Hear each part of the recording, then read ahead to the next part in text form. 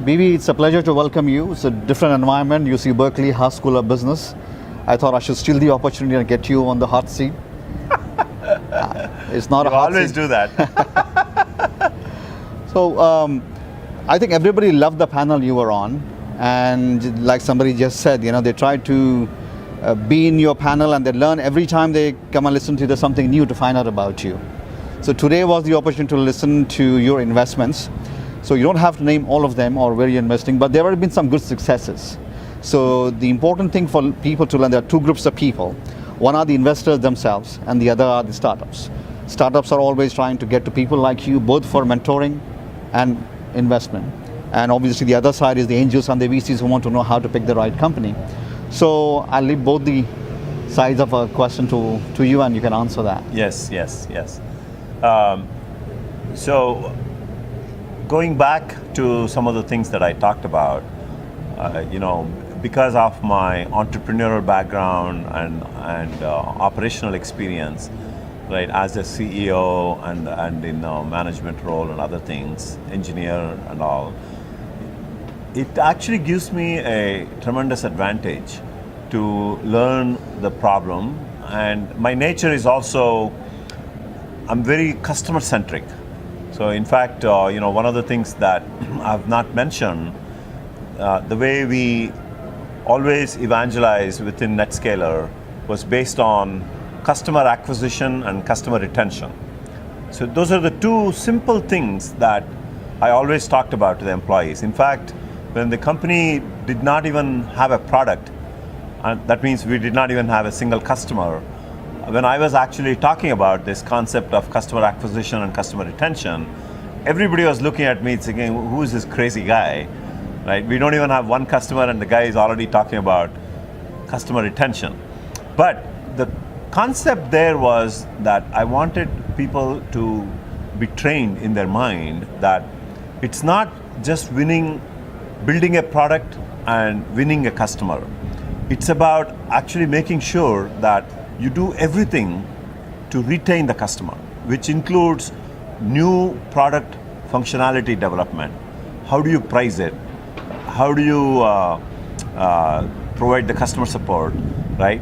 All aspects of the business has to be very tightly coupled in this customer retention aspect of it. And the reason is very simple. The reason is that when you win a customer, this customer, not only he's going to come back to buy more, but he becomes your champion to go spread the word about your company and your product and about you, right, as a team, to his friends and other forums that he talks about. And that's exactly what happened. So if you actually go back and ask any of the early NetScaler employees, if you ask them, what is it that one thing that you remember from the early days of NetScaler? Almost unanimously, everybody would say it's customer acquisition, customer retention, right? So that's the kind of culture that we built right from day one, that one has to be very, very, very customer centric to make sure that I take care of the customer both before, after, and during the entire life cycle of the customer. So with that in mind, right, it just gives me a tremendous opportunity to mentor the next generation of entrepreneurs and help them. And simple things, if I can help them so that they don't make the mistakes that we have gone through. And you will always make new mistakes. When you are going through an entrepreneurial journey, you will absolutely make mistakes. But don't make the mistakes that we made and learned the hard way. And that is why this journey becomes so fascinating. And obviously, I cannot fund every company that comes and talks to me, even though a lot of them are very, very, very exciting. But I have to be very selective in where I can add value, because when I fund a company, this company I'm going to be, working with for the next 5 to 8 years. So that means I better have a good chemistry with the entrepreneur, right? It's not a one-day thing. Right. I don't fund today and then I exit tomorrow. This is a process that we have to be together for the next 7 to 8 years. And many a times, a lot of these guys actually become your lifetime friends. I mean, just as an example, my friend in Bombay, this Net Magic Sharat Sanghi, he actually cold called, and that's how we came to know each other. And that's how I funded him. I was the first investor who wrote the check, and then we brought a whole bunch of other investors. Today, when I go to Bombay, he will never, ever let me stay in a hotel. Never. So I've seen his children grow up. I've seen his parents right from those days, and now they're getting old, just like my parents. So it's like a family. That's the relationship. That's a very important element you touched. But when you look at you have seen two generation entrepreneurs already from yours to the current crop. They always focus on fundraising. The first question they have on mind is, can you help me fundraise? So I think it is important for them to understand the funding will come regardless, but your focus has to be on the product. More important than product is the customer. Without customer, there is no product and there is no business. Correct. Absolutely. Spot on. Spot on.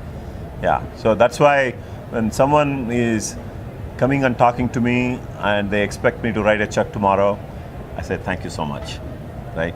So in fact, the way I work is minimum 3 to 6 months. I'll have multiple meetings with this entrepreneur, and then I decide to fund. And if someone wants the money to be given, almost immediately, yeah, pretty much we part ways.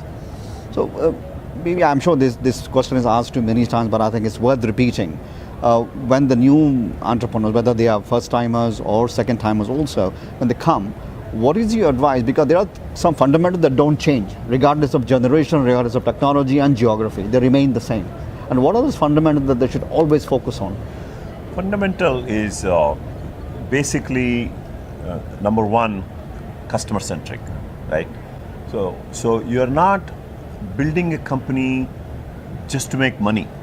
You're building a company to solve a customer problem and make somebody happy, which results in a customer writing a check to buy your product.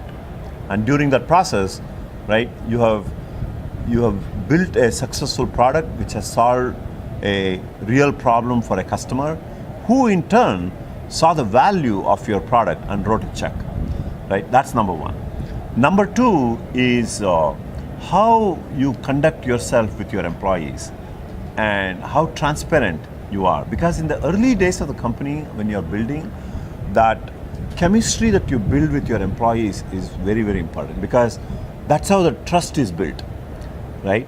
It's not an employer-employee relationship. It is more like we are all in this together to solve this problem, which results in a product being built, which results in a customer being happy, which results in wealth creation for everybody, right? And that is the last thing. Right. So to get to that last step, you have to go through all these things, and building that trust with the employees, how well you conduct yourself, how well you do these weekly meetings, right, where you share the progress, no matter what progress it is, right? When the company is in a very early stage, there is no customer traction yet. But that doesn't mean you don't do meetings. You actually do these weekly meetings, even if it is 15 minutes. Bring everyone together, share some common things, and find out what everyone is working on. It helps to build a lot of bonding with the employees. Right. So money doesn't give that, right? Any other perks or incentives, those things is not important, or a corner office, right, in the early stages of the company. That's not what is important. What is important to these early employees is, am I solving an interesting and exciting problem, and am I working with a group of people that I can trust, including the CEO or the founder? Absolutely. Always these are jewels, these are nuggets, and I think it's worth repeating. That's why I repeated it again. I agree. But thank you for the opportunity. Wonderful. Appreciate it, like always. As always, thank you.